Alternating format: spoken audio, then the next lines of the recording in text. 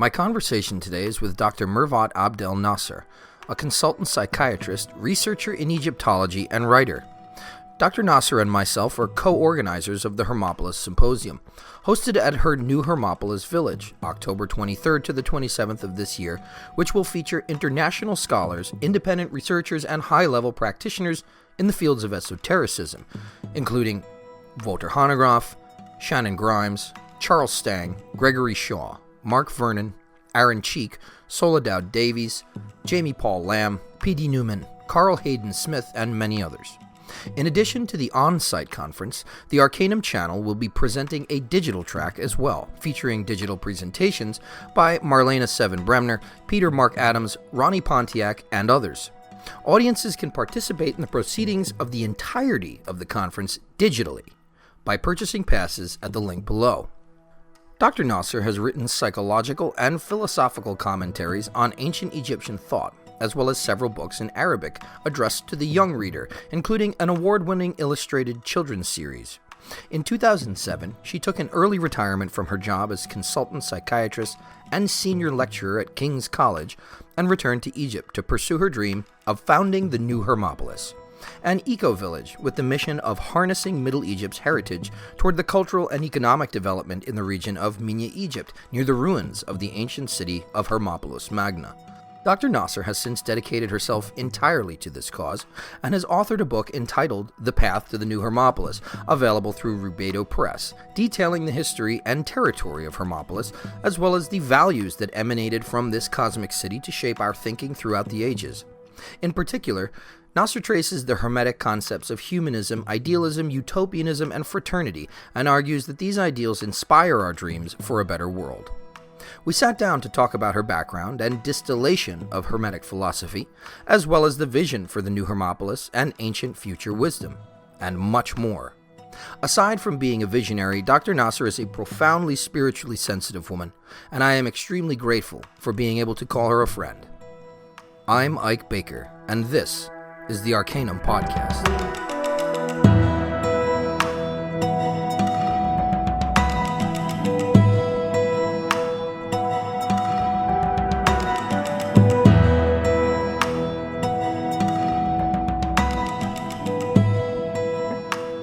All right, Dr. Mervat Nasser, thank you so much for joining me today.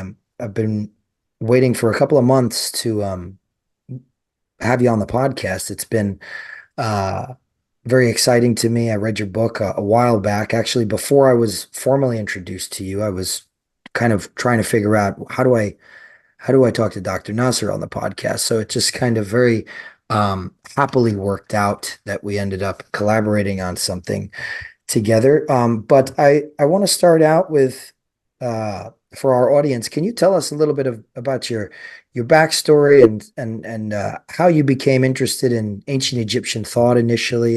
Did you grow up in the area or? Not really, but it's all started on a kind of intellectual level, and also for me was ancient Egypt like a necessity or a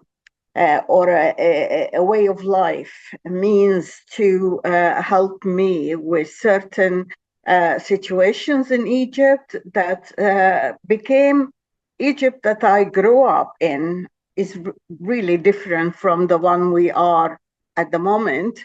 I was extremely privileged and lucky to live in a kind of more liberal in the old sense, not in the contemporary sense, with attention given to the values that are cherished by humanity at large, all the things that we live for and the substance of our dreams, etc. But things started to go wrong by the time I graduated from Cairo Medical School, because I am initially a medical doctor, and I was from early life, from my childhood even, someone who doesn't separate the public domain from the private domain, in a sense that whatever happens to the community around me affects me. And I have a kind of responsibility towards the larger space that I live in, that I'm not restricted only to what I own or what I have. The rest of the space that I live in is actually my space. So to the extent that, and I was a good student. I was hardworking. I was an achiever, a lover of knowledge, a bookworm. All the librarians in my schools were fond of me, and I was fond of them.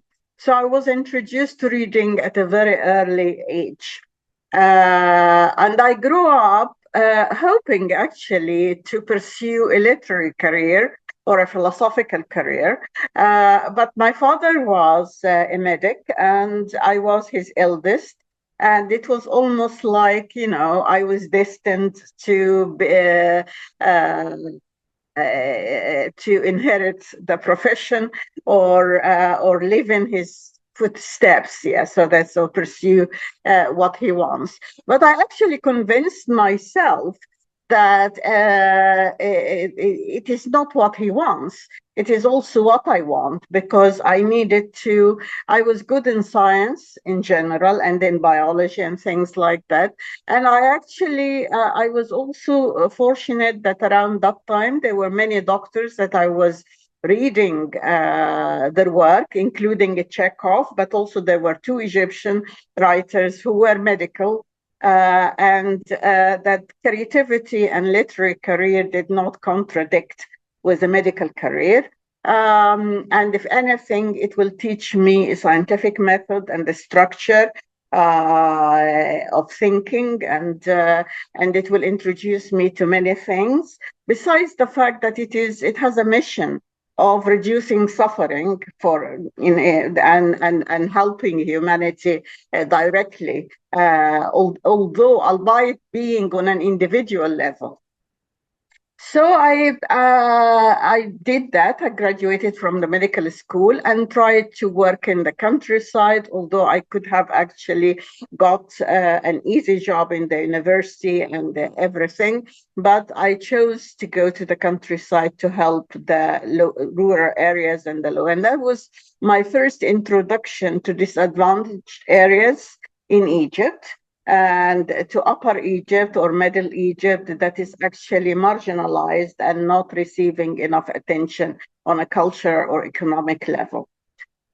But around that time, there was also kind of creeping sinister wave of Islamic fundamentalism and extremism that began to endanger and threaten everything that we hold as precious and important for us. And some writers were affected by that to the extent that some were assassinated. Books were burned down, theaters were burned down. So all these things were actually affecting me on a very deep level. So I thought, well, there is no point of continuing. I was still in my early 20s, and there is no point of trying to combat something that is much, much bigger than me. The only thing is to try to develop my own thoughts, and to develop on many levels, including career and success and money and all that. And then I can go back again to Egypt and do what I think is necessary for the country. So the first phase of my life, which is the first third, was the formation phase, which was all my education up to graduation from the medical school. And then I went to England to study medicine and get all my postgraduate qualifications. And my choice, because of my interest in the human mind and my interest in philosophy and literature and poetry and all these things, I chose psychiatry, so it was the thing that I really wanted to do, and of course, going also to England at that time, psychiatry was not all that developed in terms of education. They were not taking it seriously, as opposed to general medicine or surgery or other branches in medicine. When I got to England, I was again very fortunate. So it seems that we talk about coincidences, but they are not coincidences. You know that it is synchronicity and it is things that happen and they were meant to happen. I met with a child who was one of the nurses who work with me, and who was the son of one of the nurses who work with me, who was very fond of Egypt, and he was only 7 years old. And he came to visit me because he was thinking that Egyptians were extinct, let alone that there is a woman and she's a doctor and she is working with his mother. So he wanted to see me and brought with him all sorts of things, the questions that he wanted to ask me. And I thought at that time that I knew something, but my study had two papyri. One of them was medical papyrus, and he looked at it and said, "This is a hieratic. This is not a hieroglyphs." So it struck me that at 6 or 7 years old, he knows the stages of the evolution of the Egyptian writing and how it developed from hieroglyphic to hieratic to demotic to Coptic and then Greek. So it struck me, and I actually felt that there is a fundamental issue here. That the reason why I left Egypt and the reason why Egypt has gone down this extremist path and in a way unnatural for the Egyptians, who are usually peaceful and loving to other people and sociable and gregarious and all that, to be taking sides and be in a way violent even in their own thoughts and not amenable to openness and ideas, which in fact, as I said, I was lucky to be introduced to all these things in my childhood and adolescence and university life. So I felt that there was almost like a crime committed against me and against all the Egyptians in terms of their education, because our history education is focused more on Islamic and modern education, and ancient Egypt doesn't receive any attention. My interest in ancient Egypt then grew. I started after this encounter with this young boy. I actually, although I was in the middle of pursuing my higher education in medicine, and I had to do things like the fellowship of the Royal College of Psychiatry and PhD and all these things, and I was very, very, I was an avid student and keen to get all these things. But there was a degree or a course that leads to a degree in the history of medicine that was organized by the British Medical Association, and it was only in the weekend. So I joined that, and that again was another trigger. After this young boy, there was Imhotep, and Imhotep, his name means the one who comes in peace to introduce harmony and healing. So these are the description of his name and how he is described. He's also really regarded as the Da Vinci of the Egyptian civilization, because he was an individual, a man architect, an ordinary man, who became a minister in the third family, the third dynasty, which is very early in Egyptian history, in the Old Kingdom. And he was the first to experiment with stones and build the first pyramid, which is a Saqqara pyramid, which was, of course, so he was the first architect, but also he was the first physician, and he was also the first literary figure for me. And he was also the one who introduced the notion of the Nilometer. So, yeah, in some ways, he was for me like a savior figure, someone who was a polymath and an ordinary person. Through his hard work and efforts, he actually climbed up the ladder and became an important person. His life and his attention as a physician was also very important, because he, before Hippocrates, he introduced the first moral code that the physicians have to abide by in terms of their relationship with the patients. And one of his saying that the patient is saying to him, is your examination going to hurt me?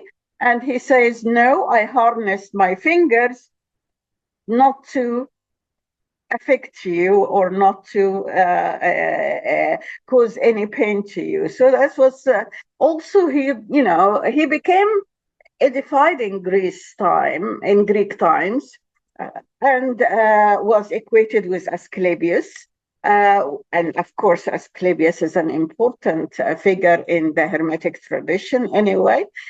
So he became a godly figure. And he was, the Greeks really venerated him. And he was accredited with the House of Sleep, and the interpretation of dreams. He was the first to do interpretation of dreams, and to do incubation therapy or sleep therapy. And he was also the first to ask people who go, or this is mythological, of course, that when they wanted to make a donation in his name, as a kind of really asking him to give blessing. That's after his death. That's by the time he became a godlike. He asked them to translate works of science and works of medicine, so all people will have access to it. So that all these things were really important in my making. And I carried on after that. My thesis for this degree was on Imhotep, and he was really the second major figure in the journey towards ancient Egypt, or back to ancient Egypt. Then, by the time I became a consultant, and in a way finished with all the major degrees and everything and the major training, things started to go wrong in the late 90s, because there was things like attacks on tourists, problems with again all this violent factions, also things like problems between Christians and Muslims, etc. So I said to myself, well, the only way to cope, because there is no way to help me on a personal and psychological level, is to share what I learned about ancient Egypt to the other Egyptians. So, and that would be my contribution, as well as hopefully that will help people to open their minds and start having a different outlook on life. And I was hoping at that time that they will be part of the curriculum in schools and everything. And I did 40 books for the children, or for the sort of young reader. on ancient Egypt, pursuing a very different line of thought, actually focusing mainly on values, on beauty, on art, on had pieces of art that continued into modern art, even pieces that exist in other museums around the world, and what their meaning, and why there are pieces of ancient Egypt around the world. And it was like a travel literature, but at the same time, it was introducing Egypt in a different way, including something like how Mozart and the magic flute was actually influenced by ancient Egypt. So in Vienna, and so that was the kind of thing that evolved with me. And also, I started to write in many literary papers and journals in Egypt, but all of that didn't produce any tangible effect in a way.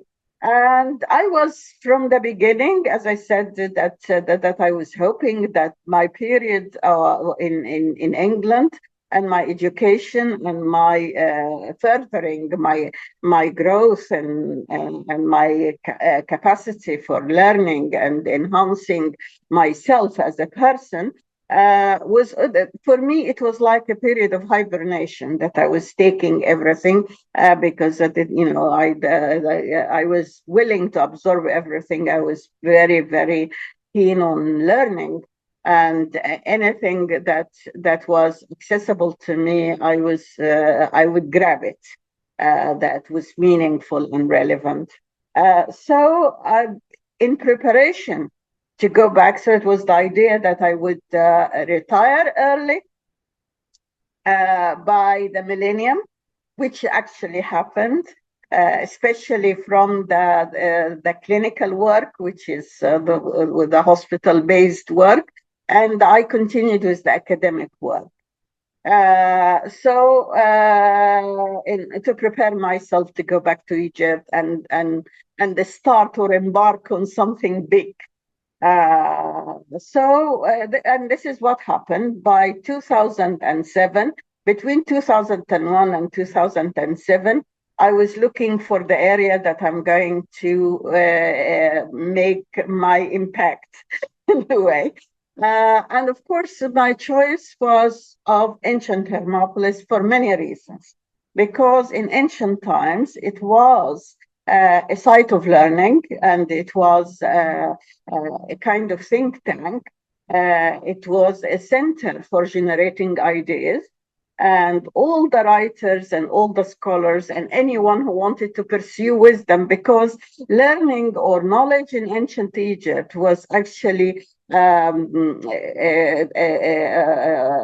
it had many levels. One level that was accessible to all, that will help you with kind of ordinary life.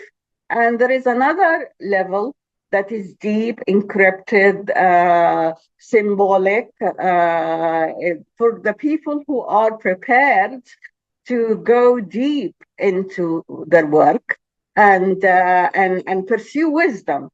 So wisdom was really like a career. There was a wise man.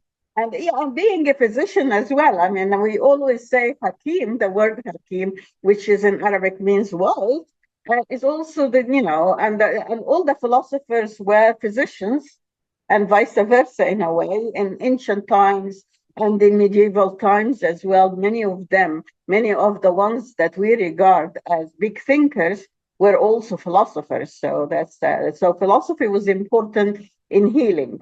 So for me, that was the answer, that I have to go to a center or to an area that is reputed to be a center of wisdom, and is supposed to be also an area that is that the person who goes there will have an opportunity, or the doors will open to him to not only to pursue knowledge, but almost to beautify himself.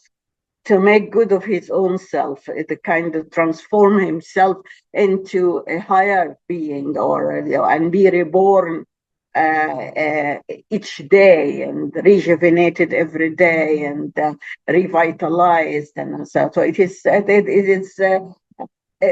even the connection. I mean, there is a saying in the Book of the Dead that says, "Who dwells in this area," which was called Wenet. Wen is the hare or the rabbit in ancient Egypt, and the symbol itself means being. So to dwell in this city of being, that means that you ensure continuous rebirth and renewal. So that was all on a higher level, intellectual level, but on a deeper level, on a more mundane level, was the question of trying to help the local community through their own heritage that is represented in monuments that are there, tangible, but hardly visited because of generally the lack of attention and marginalization and developments and services and everything that all focused in certain areas like Luxor and Aswan or Cairo, but all Middle Egypt is deprived. So, and it is the heart of Egypt. And it has got so many other interesting areas, not only Hermopolis, which is Ashmunin and Tun al-Gabal, but also it has the city of Akhenaten, that is very important for the Rosicrucians. And the city of Akhenaten extends to Tun al-Gabal. So my choice, which took me at least 3 years to ensure that I will be able to get the land and get clearance from the antiquities and everything, because it's very close. It's within walking distance from ancient Hermopolis in Tun al-Gabal. So that's, and from one of the stelae of El Amarna city, which is very important, Akhenaten city. And following Imhotep style of building in stone, so things has to last. And also really following Pituziris, or Bitu Osiris, who is actually the scholar, the main scholar. I like to use the word scholar more than priest, because I don't regard what we are talking about as religious, because the Egyptians actually did not have a kind of didactic view of this, and or a prescriptive view that you have to follow certain rituals or you have to do certain things in order to belong to that, or otherwise you are wrong. So everything was, as long as you are pursuing it, so the pursuit itself of the knowledge is the task, to continue to pursue what is good, what is beautiful, what will put you on a higher level, all these things. Of course, I started to read more and more about all these things, or already I read a lot about it before I started on the ground. And I was faced with so many challenges and so many problems, and still continuing with that. But of course, I've come a long way. And the project that we call New Hermopolis is actually is done on 10 acres of land. It was all desert. I dug for a well, and was responsible for introducing energy and electricity by myself as well. So everything is independent from the outside, and it is in a very strategic position. Because, as I said, it's very close to ancient Hermopolis, which is Western Hermopolis in Tun al-Gabal, where all the scholars are buried. And it has a farm, an organic farm with olive groves and other trees.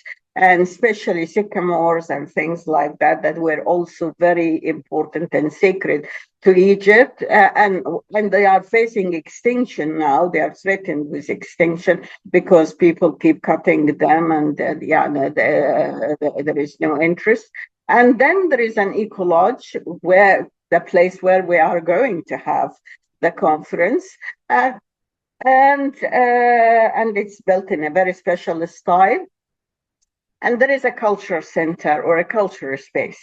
And this is actually still in the making, because the space is there for learning, and there is a library, and there are plans for a more specialized library, and there are plans for an art and creative industries center. But all these things require funding, and of course, I'm still primarily on my own. I try to promote it as much as possible through giving talks, writing. I wrote the book, and I made some connections on an international level. But up until now, I'm not all that well recognized on an Egyptian level, or recognized, but people don't understand what I'm trying to do. And they see it as a hotel, a nice hotel, and that's it. So it started we started to reap some of the benefits, because the local population changed. They now have a sense of pride in their own heritage. They feel that this area carried a message for humanity. That it was a very special one. It's not all about monuments. It is more about the thinking behind the monuments. And I'm now trying to get everyone to acknowledge that ancient Egypt is not about just monuments. There is a body of thought that was responsible. So this is the story. Yeah, that's wonderful. It's interesting that you kind of chose the spot geographically. I wonder, because in your book, which is a wonderful book, The Path to the New Hermopolis, which was published in 2019 by Rubido Press, you draw heavily on the Hermetica and lots of Hermetic teachings. So did the Hermetic philosophy come into play for you before actually founding the New Hermopolis site, or was that something that really began to weave its way into the magic of that place as you were building and as you were working there? Or had it been there all along as this kind of perennial philosophy which you were trying to express? Well, it has been there all the time. It has been there all the time, because the choice of the site was not accidental. It was actually to revive this ancient tradition, and to revive the pursuit of learning and the pursuit of wisdom, and how ancient wisdom is relevant to us today, and meaningful to us. Mm-hmm. In fact, it can be like the way out of our own predicaments. Now we are divided, polarized, fragmented, everything. So it is like revisiting a kind of a healing memory, and this healing memory is going to bring the pieces together again. The shattered pieces, not only in Egypt, but because it transcends the boundaries of its creation. So no, it was deliberate. It was definitely deliberate, not only because of the site, that it was a city of learning or whatever, but it was also the philosophy behind it, that I actually feel that it resonates. I mean, my reading into ancient Egypt, I don't feel that it is new, because it is resonant with ancient Egyptian thought that goes back to the pyramid text, and goes back to the Book of the Dead, or the Coming Forth by a Day, and the Book of the Two Ways, and everything. So it is very Egyptian in its content. The idea of reconciling opposing forces, of integration, the idea of how to go beyond dualism and beyond polarization and beyond dichotomies. So it is seeking the third alternative, or so that is the reconciled third, or the integrated third. And I think this is really, in a nutshell, what was important for me, because, as I said, it all started or triggered by my sadness that the country that I grew up in and learned afterwards that the notion of integration and humanism and all these things actually stemmed from that philosophy that is becoming more polarized and more extremist and not open to ideas and not humane enough. So that's so in some ways it was an answer to my sadness. It helps me. It was a way of life. It helps me to see that by visiting this history, and I say it in my book, in the end, inhabiting this history was actually therapeutic to me. So before even embarking on manifesting it or translating it into stones and into a building or trees or whatever, it was actually on a theoretical level was very, very important and helped me on an individual level, because without it, I would have been very unhappy about things. It gave me this, that things anyway is perennial, as you said, that there is an eternal return, that even all this evil and all these difficulties and all these things are going, even in the Hermetica, it says that there is a prophecy that Egypt will be withered and everything will be bad and etc. And then after that, but then there will be stand against all these evils, and beauty will prevail again. And so no, I think it is all connected, and I must say, being a medic as well, it helped me in seeing or weaving psychiatry and psychological the psychological perspective of my life into the Hermetic philosophy, so it became all one. So it's trying to heal not just individuals through methods we know, but also trying to figure out new ways of helping the individual, and not helping individuals, helping masses, helping the modern mind to get out of, it addresses our human condition anyway. So, which always comes to the forefront when humanity is in a crisis, so that's throughout the ages, it always comes as an answer, because it is an answer. It goes beyond this either or me or nothing duality. Yeah, exactly. Yeah, it's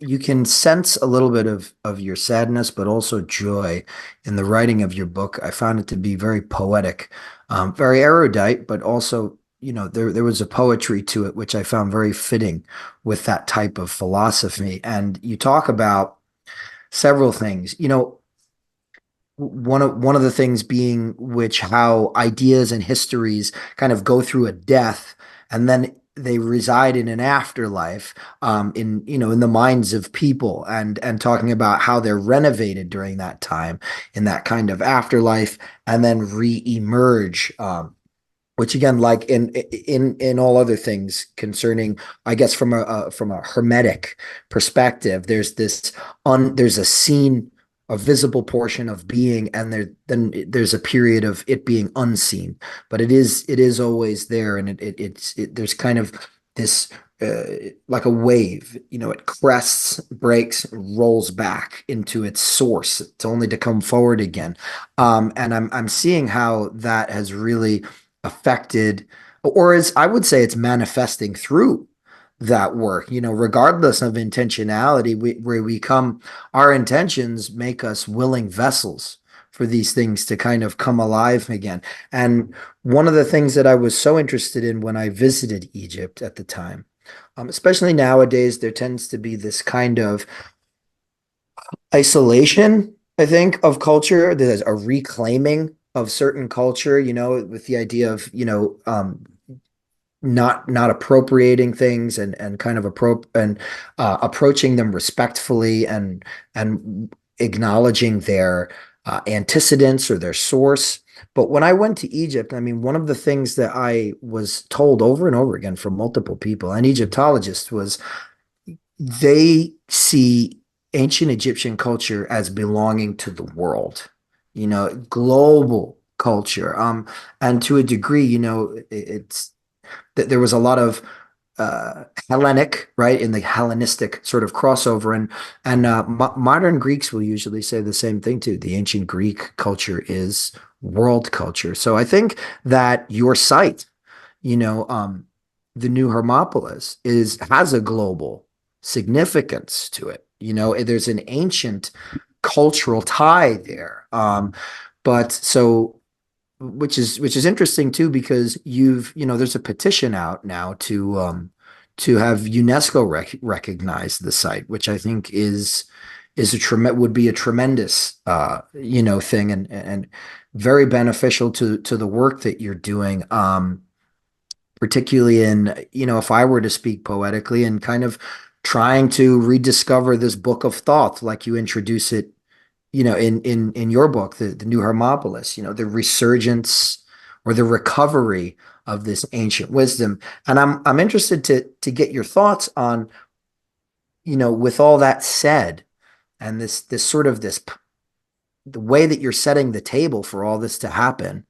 Do you find it interesting or synchronistic that in the last 10 years, there's much more interest in like Hermetic and related literature, and it's kind of bubbling up to the fore? I mean, you kind of alluded to it when you said these things reemerge in times of crisis, but does it feel to you like there's a greater power in this right now, as you kind of put it earlier, in the masses? Yeah, indeed. I entirely agree. Entirely agree. I mean, it is both actually. I mean, it is there must be a degree of synchronicity in it, but also there is a necessity. There is a necessity, and all thinking individuals, the same way as I started the journey by just mere ideas and reading about ancient Egypt, and how reading about ancient Egypt took me to the values and took me to the ideas and took me to the Egyptian mind, which I became wholly interested in more than the monuments. The monuments is a concretization of these thoughts and ideas. But what was important for me is how they thought about their own life and about humanity's life, and how the cosmic notion of the globe. And so for me, yes, and that I actually feel vindicated by what you're saying. For instance, I wouldn't have had the opportunity to get to know you or to start working for the conference and all these things without the fact that the whole world seems to be ready, seems to be primed for such a return. Mm-hmm. The return is coming. Yeah, so that's because it really speaks not only to even the level of humanness that we are attuned to. It goes beyond that to help us to see that we must be the makers. We must be the ones who are going to ensure that this earth continues, that this life continues, not to be destructive forces, but how to be constructive, creative forces. So we have to be players in judging and deciding on the fate we want to have for ourselves, for our children, for many generations to come, for all these things, for humanity in general. What kind? We have to be the avatar.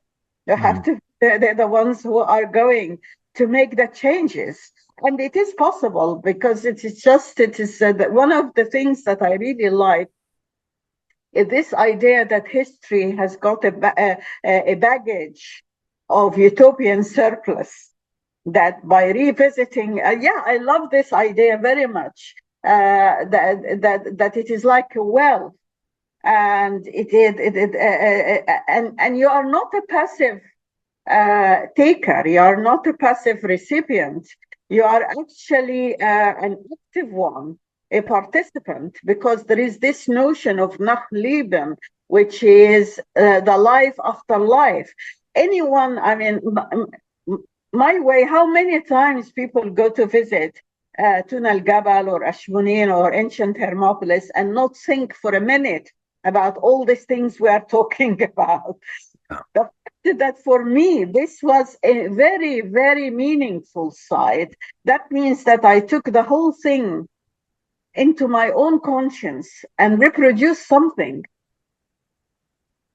So yes, it has its roots in the ancient wisdom and in the site, in the spirit of the site, but it was revived and it was renewed and it was enriched. Also, the fact that you go through the journey of how many thinkers have been influenced by this Hermetic philosophy. Mm-hmm. And ideas, and how they themselves added to it, enriched it, made it grow. So it up until now, up until recently. Yeah. So it is something that never died, because it really speaks to the human condition. Mm-hmm. And that's why I am very, very interested in what I call Hermetic existential philosophy, the Hermetic existence, how you can entertain hope while you are in utter despair. Yeah, that's beautiful. That's beautiful. Yeah. And I think, so, I'm pretty sure people that are going to be listening have already heard about the conference, but we're organizing the New Hermopolis International Conference, which will take place at the New Hermopolis Village at your site. We have some incredible keynote speakers. We've been getting tons of great abstracts.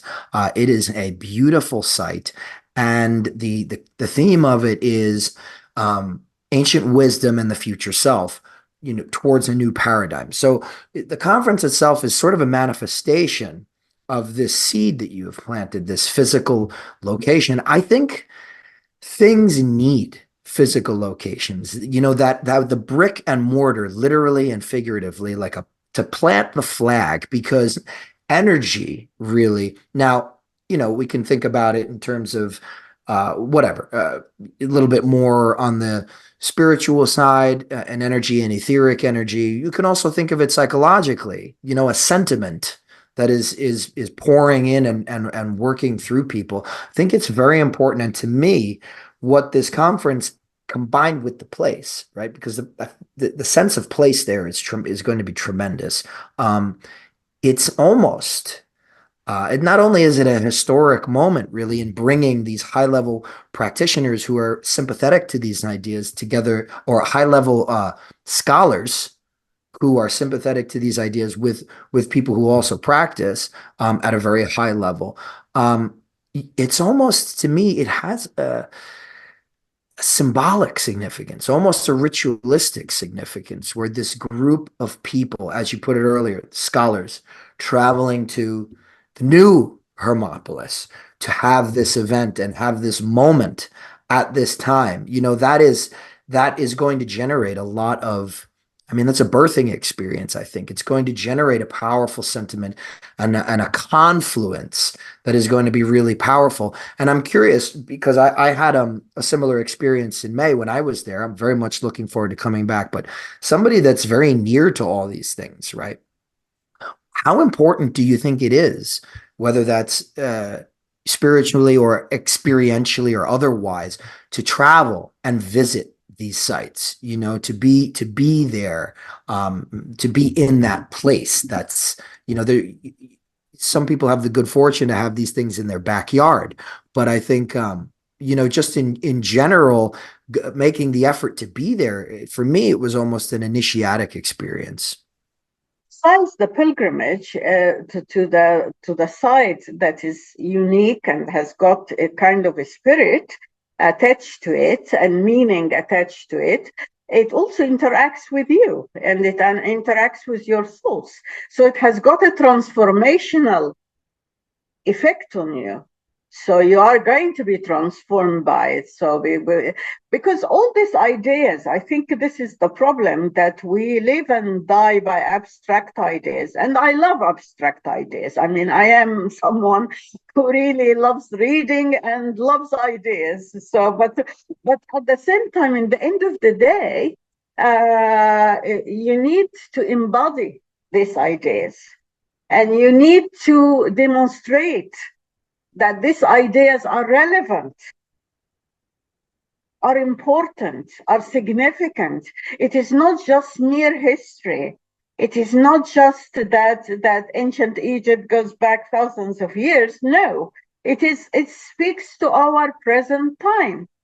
It provides solutions. It provides way of life. It helps individuals, everyone also individually. So it doesn't actually give, as I said before, a prescriptive way, a uniform prescription for everyone. No, it actually, everyone takes from it what is essential for him or her that is going to help this individual to grow better and to grow incrementally and to grow in his own pace. It's not something like that he is going to, in a flash of a second, is going to be a different person. No, it is this amount of work. There is a lot of, as you mentioned, the word initiatic. Yes, it is initiatic. And I must say that when I started to look for the land, and when I embarked, on the building and everything, say over 10 years ago, I am not the same person at all. I'm not. Although I don't, of course, my reading grow, my encounters grow, the network I have of thinkers grow, but I think it is the alchemical work of the ideas on me.